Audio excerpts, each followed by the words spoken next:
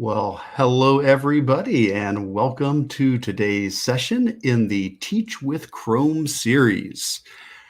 Today's session is Chromebooks Do That, in which we will be exploring tips and tricks to help you get the most out of your Chromebooks. Gonna start off here with a quick introduction. So, howdy everybody. My name is Eric Kurtz. I am an educator in Northeast Ohio. This is my 30th year in education. Started off as a middle school math teacher, taught middle school math for 7 years, and then moved into the role as a tech coach or a tech integrationist, and I've been doing that ever since. My current day job is I work at a regional service center in Northeast Ohio called Spark, where I help support about 35 school districts with tech integration and a focus on googly tools. On the side, I am a Google certified trainer and innovator, and I get the chance to provide trainings for schools and organizations all around the world. And so I am so happy to be presenting today on behalf of Kiker Learning and Google this session. So again, this particular session is called Chromebooks Do That. And the idea behind this session is to take a look at maybe some of the lesser known features of Chromebooks, or some tips and tricks to make the most out of the Chromebooks that you have. So to do that, what we're going to be exploring are a couple of things. We're going to start off with a real brief chat about Chromebook options, just the fact that there's so many different types of Chromebooks available now. It's really expanded based upon, from what it used to be many, many years ago. But then the majority of the time, the bulk of our time together is going to be the feature demonstrations. I've picked 6 things for us to take a look at during the feature demonstration. So I'll try to move through them quickly so we can get through everything. And then we can always take questions as well as we go. At the end, I've got some additional resources to share with you that will include links to things to go deeper and further and get some more support for your Chromebooks, as well as taking questions and hopefully providing some answers for those. Speaking of which, please do use the chat feature during this session. If you're watching this live on YouTube, you can use the chat feature. If nothing else, say hi. You can introduce yourself, say where you're from. I see we've got quite a lot of people joining here. I see New York, I see Texas, Virginia, Tennessee, some Ohio folks. Hey, awesome. I'm glad to see some more Ohioans here with me today, but that's fantastic. So yeah, feel free to say hi and introduce yourself. But throughout the session, if you do have questions or comments, please put them in there. If you have an answer to somebody's question, please do that as well. Really good chance I may not be able to see all the questions or answer all of them in the time that we have, but we can help each other. And so you guys can, provide answers to each other in there as well. But for those that I am able to take, I will be happy to take those as well. All right, I think that pretty much does it. Let's go ahead and get on into this session. So like I said, the first thing we're going to start off very briefly is just talking about how there's just so many different Chromebook options available now. Google has recently launched a new web page, their Chromebook discovery page. And you can get to this through edu.google.com. And then if you click on products and Chromebooks, you can wiggle your way on down to this page. The link is also included in the presentation, and the presentation will be posted afterwards. We'll talk about how you can get to all of these resources after the session. But what's nice about this new discovery page that Google has launched recently is, in addition to having like, hey, what's the latest news and stuff about Chromebooks, what they've got is a nice collection of what are the current models of Chromebooks out there and what could they be best used for. So they have a whole section that's more for student use or in-class, learning. And so these are going to be Chromebooks that we might be a little more familiar with, ones that you very likely may be using with your students right now in your schools. And you can explore each of these or go deeper into other models. But then I love how they've also got a section on here where they talk about, well, what about educators? What about higher ed? What about you as a teacher? Perhaps you need a Chromebook a little different than what your students are using. Or maybe you've got a program where some of your students need a Chromebook that has a little bit more bells and whistles to it. And so there's a whole section in here where it talks about some higher end Chromebooks. And that's actually what I'm presenting from right now. The Chromebook I am presenting from is one of these higher end Chromebooks. It has a, like an i7 processor, and I've got 16 gigs of RAM, and I've got a 15-inch screen, so I've got a larger screen. All of that together just makes for a much more powerful experience where I can do a lot of multitasking, which is so important because, oh my gosh, the amount of things we're looking at in this session, I've got like lots of tabs open and lots of things running, and thankfully it is able to handle that. So just wanted to let you know, don't think of, Chromebooks, in a narrow sense and say, oh, I've seen a Chromebook at school and that's what a Chromebook is. Chromebooks can take on so many different shapes and form factors, from touch screens to them that flip around. Mine's the same. Mine's a touch screen. I can also flip it around 360, or fold it flat and use it as a tablet, and pretty much everything in between. So I just wanted to make you aware of that and encourage you to explore on the Chromebook Discovery page the different Chromebook options that are available. With that said, let's take a look now at some of the features that we want to highlight on Chromebooks. And we're going to be doing 6 different groups of these. And so what I've decided to pull out for the session today is to talk about the camera tools in a Chromebook, the screen recorder tool in a Chromebook, the multiple desks option, the offline accessibility, keyboard shortcuts, and Android apps. So those are the 6 main areas I've decided to focus on during this time. If you've got questions that go beyond that, again, throw them in the chat. If I can't answer them, hopefully somebody else will as well. All right, so let's start off with the first thing we're going to take a look at here for Chromebooks, and that is the camera tool that is built into your Chromebook. So Chromebooks have a camera app, and to get to that camera app, I'm going to go down to my launcher button here. I used the camera recently, so it's showing up here in my recent apps. But if it wasn't, I could expand out and see all of my apps and scroll down till I find it. And there it is. There's my camera. Give a click on it, and hey, there I am again. So you're going to get double doses of Eric. Hey, Eric, how you doing? Hey, nice to see you, Eric. I probably should, I wonder if I did it like mirror image. Look at that. See, that works. Now it looks like I'm waving at myself. Hey, buddy, looking good there. Awesome. So anyway, there's a camera app that is built right there into the Chrome operating system, and it's a really neat tool. It has a lot of features to it. So what I'd like to do is run through the basic features of the camera app and then take a few shots and just show you how it works. So first thing first, you are allowed to record video. And when you record video, you can just do a normal video, or you can do an animated GIF. The difference being video, it's going to record, as long as you need it to. An animated GIF, it's a 5-second recording. So it's going to make a GIF out of it. Then there's the photo option where you can just take a picture. There's also the square option, which is still a photo, but it's already cropped to the square setting. And then there's also the scan option. The scan option allows you to put up a piece of paper, and it will realize you're doing that, and it will put some borders around it, and you can take a picture of a document and turn it into a PDF. And again, we'll try to demonstrate each of these, but we just wanted you to be aware of those different options across the bottom there. Couple other things down the left-hand side, we've got some quick settings we can adjust. One of them you already saw me do, which was the mirroring. So if you needed to mirror the image so that the text is being read correctly, you can click on the mirror button over there on the left. There's also a button here to put on a grid if it's helpful to keep things, in line while you're taking a video, taking a picture. And there's also a timer button. If I turn it off, it'll take the picture right away. If I turn it on, in this case, I think it's a 3-second default timer. So it'll give me a chance to get everything, set up right before it actually starts recording the video or taking the picture. If I want to go deeper, there are some settings in the very, very top left. That little settings gear up there, and that lets me change the grid as far as how big the grid is. It also allows me to change the timer from 3 to 10 seconds, adjust my camera resolution, and so forth. Speaking of cameras, every Chromebook comes with a camera built in. So I am at the moment using the built-in camera that came with the Chromebook. But you are allowed to plug in external cameras. You may say, Eric, I've got this really nice document camera that I like to use, or I want to have a camera that's pointing a different direction as well, besides the one that's just built right into the Chromebook. No problem at all.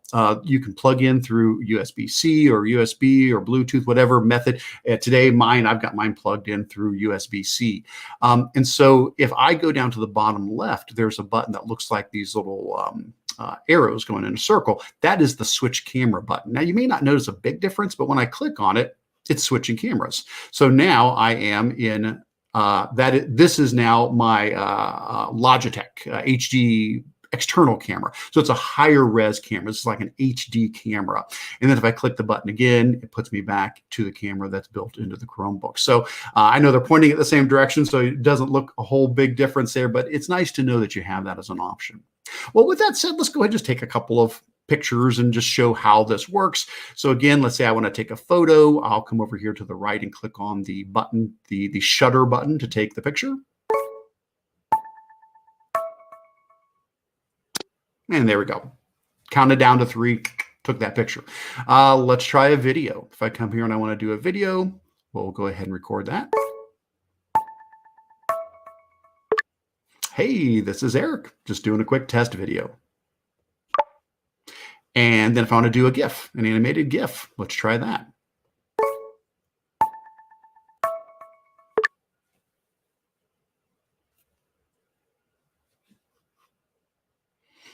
And there that is. And again, it does like 5 seconds for that. And then we'll do the scan also. Let's say we want to scan a document. So I can go ahead and put this, and this is going to be a very simple example here, but we'll just go ahead and say we're going to scan that document. There we go. And it took a picture of that, and I can save that as a photo or a PDF. All right. So where did all that stuff go as I was taking pictures and doing all that? Well, it's going to go into I'll turn off the scan. There we go. Go back to photo. It's gonna go into your local files on your Chromebook. Now, in the very bottom right, there's a little thumbnail that shows the most recent thing you took a picture of. You can click that to open it. But I can also just open up my files. Now, again, I've got my files open already, but if I didn't, I could just go to my launcher and find my files app. There's my files app there. I happen to have it open already, so there it is. And tell you what, I'll turn off my camera. There. So we'll just go back to here. You don't need to see me twice. So here's my files. And you can see in there that I've got in the camera folder, there's the PDF that we just scanned. Here's the GIF that was taken. Here's the video that was recorded. And here's the picture that was taken. So like if I go to open up the GIF, there's the animated GIF there. And if I go to open up the video, hey, this is Eric, just doing a quick test video. There's that. And if I open up the image, there's the image. Now, in addition to recording all this and saving it, there's also some neat editing tools you can use afterwards. So like on this video, or excuse me, on this photo, I could, for example, go in and crop it. So if I needed to crop this up a little bit, no problem at all. I can just come in and crop that up, make some adjustments on that. Then we've got the ability to resize the image. We've got the option to change the exposure, contrast, and saturation. And we've even got an an annotation tool. If I click on the little squiggly, it gives me this annotation window over here. I'll go ahead and use my my stylus here. This is a touch screen. I'll pick red and I'll pick a little thicker line there. And we'll just put something like, go Google. Ooh, awesome. Excellent. And so I can write right on the image and then hit done. And there we go. Hit save. And that has all been saved. So not only can we take pictures, we can also annotate them and do some short, quick edits on them. Good stuff, guys.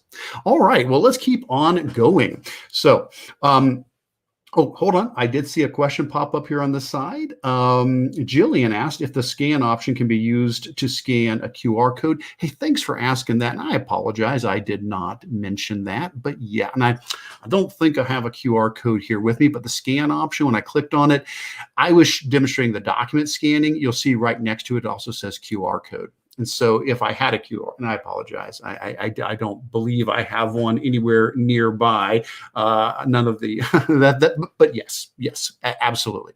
It's just a switch between document scanning and QR code scanning in there. So thank you for that question. I appreciate that. There was a question from Christine saying, can you split the screen and use both cameras simultaneously? Not that I'm aware of. I'm not aware of a way to use two cameras at once. It's just, the one camera or the other camera. To my knowledge, I'm not aware of that. Maybe there's a creative way to do something like that. Awesome. All right. Ryan asked, can the camera folder be set to Google Drive? I don't know. It is by default saving to this camera folder here. That's a good one to look into. I know the next thing we're going to talk about, which is the screen recording tool. Yes, that is right in the settings. You can choose where you want it to save. I don't know. I'm not sure about the camera one. It might be something that if we dig into the settings of Chrome OS, we might be able to find a way to change that. Short answer is I'm not sure, but that's a great question. Speaking of all of that, though, let's transition into our next topic, which is the screen recorder. So the screen recorder is where we're going to be either taking a picture of our screen or we're going to be recording a video of our screen, and optionally can be recording our microphone as well. Now, to get to the screen recorder on a Chromebook, there's a bunch of ways to get to it. One of the easiest ways is down in your system menu. If you go down and click on your clock down in the system menu, in that pop-up, screen capture is one of the apps in there. And so simply by going down to the clock and clicking on screen capture, boom, it opens up the screen capture tool. Now, if you prefer to use keyboard shortcuts, you can definitely do that. Just depends on the model of Chromebook you have. So there is a key, and actually you can see it over here. We're going to talk about it when we talk about desks. There's this key called Show Windows. It's like a rectangle with two vertical lines to the right of it. That Show Windows key can be used to in combination with Control and Shift to be able to launch the screen capture tool as well. So you could go to the time in the bottom, go here and click on screen capture, or if I press Control Shift Show Windows, that brings it up as well. Though, on my Chromebook, I actually have a button just for screen capture. So I didn't even have to do Control Shift Show Windows. I literally have a screen capture button, and the key looks just like the icon that you see here for screen capture. I've got a key that looks exactly like that right next to my Show Windows key. So if I touch that, boom, I go right into screen capture mode without any additional extra keys. So any way you want to go to get to it, that's the idea. Now, let's say we want to record something. So over here, I've got in a different tab, I've got Google Earth Engine Time Lapse. This is an awesome website. Basically, Google has taken the last 30 plus years of satellite imagery, and you can go anywhere on the globe and watch all like 34-ish years play by as an animation. And in this case, it's the Columbia Glacier, and we're seeing it receding. We're seeing how it's melting and receding. And it's just really impactful to be able to see, 3 decades worth of satellite imagery played as an animation there. So I decided to use this as my example of what I'm going to do a screen recording of. So let's say I pull up my screen recording. There it is. So again, I just touch my button on my keyboard for that, but you can go whichever method you want to go. And then you have to decide, are you going to be taking a picture or a video? So at the bottom, if I click on the camera, I'm just taking a picture, which is fine. You can just, drag out, boom, snapshot, take a picture. Or I can record a video as well. Now, what am I taking a picture or recording a video of? That's what the next 3 buttons are. There's the button that says the whole entire screen, just picture or video of everything. There's the partial screenshot. I just want to drag out the spot for my video or image. And there's also window. I want to do the specific window that I'm in. Now, here's where we do have a settings gear. So back to the question we saw earlier about can you I think it was, can you choose where the video or the content gets saved for the camera?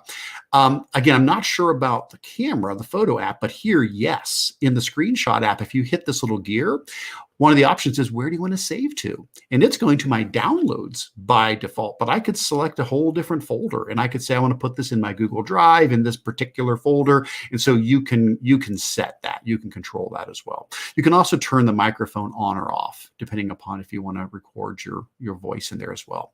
Well, I'm going to go ahead and let me just do a video. I'll do a video, a partial screenshot video with my voice included, and saving it to my downloads folder. Let's try it out. So what I want to do is drag to select an area to record. And once I start, the way I'll stop it is down in the very, very bottom right corner. There's going to be a little icon showing the recording going on. That icon in the bottom right is what I'll use to stop it when I'm done. Okay, let's try this out. And I'll click record. It's counting down. This animation shows the Columbia Glacier retreating over the last 34 years. And then again, you notice I went down to the bottom right and I clicked. I probably went by pretty quick there, but there's this little record button in the bottom right. I clicked on that and that stopped the recording. So now if I head over here to my downloads, I should have that screen recording. Let's open it up and see. This animation shows the Columbia Glacier retreating over the last 34 years. That's awesome. I mean, really, really cool. What an amazing, how easy that is to do a recording, include my voice. So if I'm making instructional videos for my students, that is just really nice to have that so readily available. All right. We are running out of time. I got to keep moving here, guys. We're gonna hit some stuff a little bit quicker now, but again, keep on throwing those questions in, and we'll do our best to get back to those. All right, next thing we want to chat about is multiple desks. Okay, so what's that all about? Well, right now I am in a desk. What you are looking at, this screen with all of my tabs and all of the things I've got running here. This is all one desk. Well, what if I needed to have some other content pulled up for a training I was doing later or for a project that I was working on, and I didn't want everything all mushing together all in one place? Well, that's where Chrome OS allows you to use multiple desks. And so what I'm going to use is this Show Windows key that we've talked about a couple of times. And if you tap on the Show Windows key, what it does is it shows you the current desk that you're on. And then across the top, it shows little thumbnails for any other desks you've created. Now, if you haven't created other desks, you would simply click New Desk and you can make a new one. Well, I've made a couple of other desks. I've got one called Work. And so on that desk, let's say I've got stuff from Spark pulled up because I'm doing some stuff with Work. Go back to my desks and click on Presentation. Well, here's a presentation on Chromebooks can do that, and here's a help guide on that because maybe I'm going to be presenting on that for a different session. And then if I go back, here's one called Offline that I'm going to be talking about later when we talk about offline access. But the point is, I can very easily jump from one desk to another just by hitting that Show Windows button and choosing the desk that I want to go to. I can also move things into different desks. I won't actually do that now, but if I clicked on something, I can drag and drop it on top of a different desk if I want to move things into different desks. Or from a window, I can right click and I can say move, and I can say which desks I want to move something onto there as well. And if you're really fancy, you can even use a 4-finger swipe on your touchpad. So if you're good at swiping with your touchpad, a 4-finger swipe allows you to just quickly move between your desks. So we'll try it. We'll see how good I am at that 4-finger swipe. There we go. Oh, it seemed to work. Yeah, it did. There we go. Let's move back. There we go. Yep, seems to be working. So there you go. Awesome. Good job. All right. So desks are a great way to stay organized. Next up, let's talk about offline access. I kind of hinted about that when I was mentioning desk. I said I have a desk that was set up to demonstrate this. So another awesome thing about Chromebooks is they do work offline. I know that's a concern. People are like, well, everything's cloud-based. It's the Chrome operating system is expecting everything in the cloud. Your documents are in the cloud. Your emails are in the cloud. Everything's in the cloud. So what if? What if you don't have a connection? What if you go somewhere and there's no Wi-Fi? I fly a lot. I travel around. I do trainings all over the country. So I'm on planes a lot. And I'm like, well, I'm going to be on that plane for an hour and a half or 2 hours, and I may not have Wi-Fi. Well, I use my Chromebook and I use offline access, and I can keep getting work done that entire time. So let me explain how this works. We're going to look at Drive, Gmail, and Calendar. And to do this, I'm going to pull up a desk that I set up for offline with a fake account because I didn't want to pull up, obviously, my Gmail and my Drive. This is just a demo student. This is not a real, it's just a demo student account. It's not a real person or anything like that. So none of this is anybody's personal files or anything like that. But what I want to show you is you can turn on offline access for Gmail, Drive, and Calendar. Now, you do need to turn it on. This is something you have to intentionally do. But once you do, what it's going to do is it's going to save a local copy of emails, Drive files, and calendar content so that when you're offline, you can keep working. And then when you get back online, it'll sync everything back up for you when you get back online. Give me just a second here. There we go. I got to get back over to the right screen. I apologize for that, guys. Let me pull that back up again. Awesome. There we go. Okay. So now what I'm going to do while I'm in this on this Gmail screen is I'm going to go into my settings, hit on my settings gear here. And from Gmail, if I go down to see all settings, it'll bring me to a screen where I've got all these tabs across here. And one of them is called offline. That offline tab has a checkbox to enable offline mail. If I check that, then I can decide how far back I want to go, 7 days, 30 days, or 90 days, and whether or not I want to keep that data on there when I log out of my account. I'm not really going to set that up for this demo account, but that's where you would go to do it. I set mine to 90 days. So I've got the last 90 days of email and attachments. I can read those messages. I can reply to them. It just saves my replies until I get a connection again. Then whoosh, everything gets processed. I also drop things into folders and I delete things. And again, whoosh, it all gets processed once I am back online again.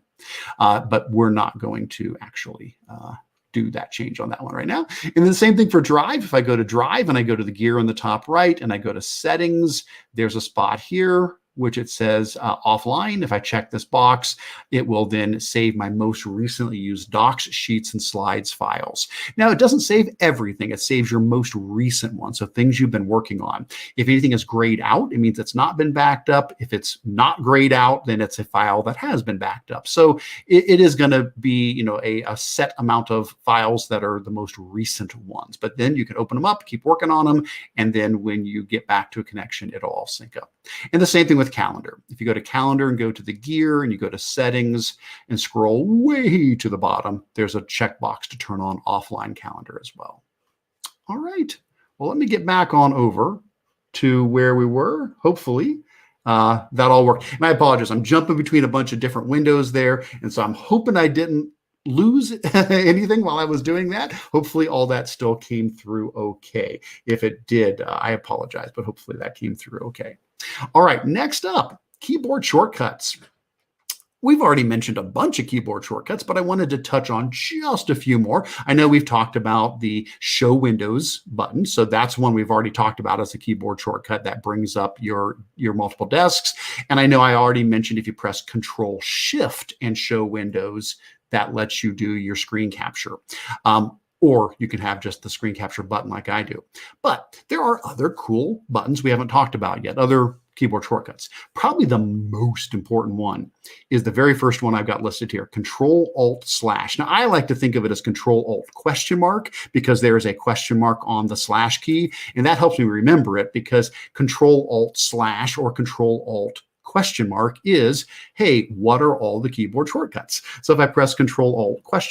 Or, /, it brings up a pop-up menu where I can see popular shortcuts, or I can drill down into shortcuts for tabs and pages, system and display, text editing, accessibility, all of these. So you don't have to memorize them. As long as you remember Control-Alt ? Or /, it'll bring them back up for you.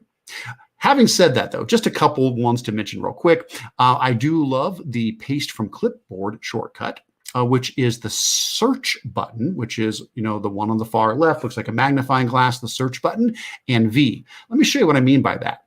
Let's say I want to copy and paste some content. Well, I'll come in here and I will copy the first, and I will copy the second, and I will copy the third, and I will copy the fourth, and I will copy the fifth. Now, normally when you do that, every time you copy something, it replaces the last thing you copied, but a Chromebook holds on to the last 5 things you copied. So instead of just doing a right-click paste or Control V, instead of a Control V, if I do Search V, so the search button, the everything button on the far left, if I go Search V, it pops up and shows me the last 5 things that were copied, and I can pick from those and paste those in. It's wonderful. You can hold 5 different things in memory there and paste out of it. So that's the search V, that's a great shortcut to know. Other good shortcuts, Control + and - for zooming in and out. So if you're on a website and you're having a hard time seeing things, Control+ zooms in, Control- zooms out. That's a great one. Caps lock, if you need to do caps lock. Search Alt turns on caps lock. There is not a caps lock button on a Chromebook, but the search key and the Alt key, Now this is in caps lock. And then I can do Search Alt to turn it back off again. So that's a nice one. And then I won't lock my screen, but Search L will lock your screen if you need to step away from your Chromebook and have it locked. Okay, last thing, final thing. I know we're going to go just a couple minutes over, but I really want to show this. So I apologize, but it's good stuff. So we're going to do our best to squeeze this very last bit in here. And then I do have just a couple of resources to show you guys. So Android apps. So the beautiful thing about Chromebooks is they can run everything we've seen so far, websites and all these wonderful web tools. But Chromebooks can also run Android apps. Now, you do have to turn it on. It is a feature you need to turn on. So on my Chromebook, if I go down to my settings and I go to the settings gear and I scroll down, there's a section in here for apps. And in there is a Google Play Store section. Now, I've already turned it on. I've got the Google Play Store turned on for this account, but you have to go there and you do have to turn that on. Now, if it's a school-managed Chromebook, your tech folks are going to need to do that. That's not something you'll be able to do. So talk to your tech folks and they can enable Android apps on them. We say, well, Eric, why? Why would you need to do that? So let me just show you real quick, as quickly as I possibly can, just the idea behind this. So I can have, let's say, Google Classroom. I can have Google Classroom as a web tool. This is just classroom.google.com. And I can have Google Classroom as an Android app. I can have both of them running at the same time. So this is, again, the Google, and I got so many up here now. I'll do my best to not get them confused. This is the web version of Classroom, and this is the mobile version. And you may say, well, Eric, what's the difference? Why would you need? Well, here's the cool thing, guys. The mobile version has extra features that the web version doesn't have. So like if I went into my classwork here as a student and I open up this report that I was working on here, when I go into, this is just one example of something you could do with it. If I go up to the little 3 dots button in the top right here, there's an option called markup. That allows me to annotate on top of my Google document or PDF or image. And if I choose markup, now it brings this up into annotation mode where I can come down here and I can pick different colors and different pens and markers and highlighters, and I can actually write right on top of my document. If there's something that I needed to highlight or emphasize, I can write right on it. So this is wonderful for doing math work. It's wonderful for providing feedback on a document. And so this can be done without anything special. As long as you're using the Android version of Google Classroom, you've got annotation plus a bunch of other things. I've got to do a whole 1-hour session where we just talk about all of the awesome mobile features inside of Classroom. Same thing though with Jamboard. If we were to say, hey, take a look at a tool like Jamboard, you can have Jamboard on the web, which is wonderful, but you can also have Jamboard mobile. And so this is the Android version of Jamboard. And if I create a new jam here, I can do all the normal things, but I could do something else really cool. For example, if I go to my drawing tool, they have something called assistive drawing tools. And the assistive drawing tools allow me to do really neat things, including doing a handwriting recognition, shape recognition, and auto draw. So for handwriting recognition, if I turn that on, I can write right on the screen. And after I do, it figures out what I wrote and it turns it into text.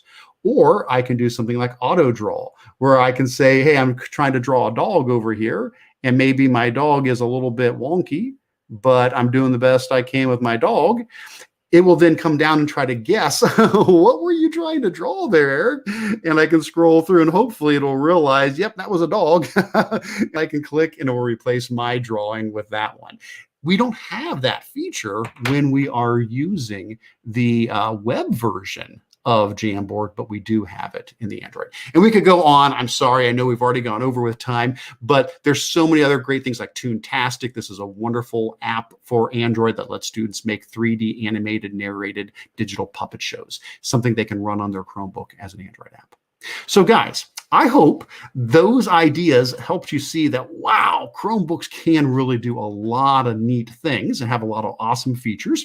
We do have some more resources for you. All of this is going to be available on the Teach with Chrome page, so you can get into these. I have a link to the Chromebook Discovery page we looked at earlier, where you can take a look at some of the newest models of Chromebooks. I've got a link to the Chromebook Simulator, where you can try out some of these tasks on a virtual Chromebook. Great training option. I've got a link to the Chromebook App hub where you can look at loads and loads of tools that can be installed on a Chromebook, third-party tools for Chromebooks. There's the Chromebook help page. Oops, sorry about that. The Chromebook help page from Google. And then I have my own document here, the Chromebooks Can Do That resource document. And so this you can always find at bit.ly/Kurtz-CB tips, like Chromebook tips. And this goes through everything that we've been looking at here today. It talks about the camera tools. It talks about the screen capture and recording, the multiple desks, offline access, keyboard shortcuts, Android apps. It goes into accessibility as well. So lots of great things in that. That is at bit.ly/Kurtz-CB tips. But all of this can be found on the Teach with Chrome series website. So the same website you went to get signed up for this, be aware there's lots of more sessions still to come. If I go to the site right now and scroll on down, you'll see that here's the one we just did on Chromebooks Do That. We still have several more sessions coming up. But the beauty of all of this is if you go to the top and you look, there's a tab called Recordings and Resources. That tab has all of the previous sessions. Now, maybe a couple of days before they get posted, but this is where you can go to see the recordings and open up those slide decks. So over the next few days, as more of them get added in here, the session I did yesterday on accessibility will pop up, and the one we just did today will pop up here as well. And you'll be able to access the video as well as all of those resources there. All right, now I know we've gone over, so I may not be able to take too many questions here, but I am going to take a quick look to the side and just see if there was any final thing that I could or should answer with the time that we have. First, I want to thank you guys so very much for the participation in this. Quick looking down through here. It looks like some questions were asked and answered. I saw a question saying, what was the main use of desks for a student? I don't mean to be negative here, but a lot of times it's to hide something they're not supposed to be doing. And they swipe back and forth real quick.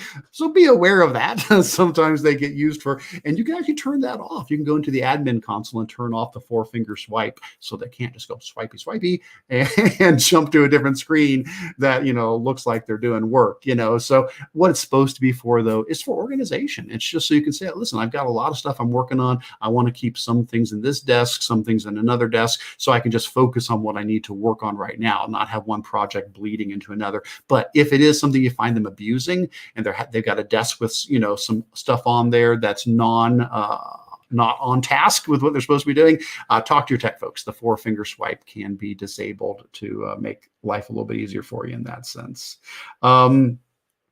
Pamela asked, is there any video editing built in? Only thing I'll answer is wait and see. I think hopefully we'll have some options coming in the future to help us with some of those things, but nothing that I can speak to today. All right. And again, I apologize. I may have missed some of the other questions there, but I think it sounds like you guys have done a wonderful job of helping each other as well, answering questions from the group. So I'm going to go ahead and wrap it up there and say thanks so much for taking time. Let me be a part of your learning, and I hope you found these resources to be valuable for you. Take care, everybody. Have a wonderful rest of your day.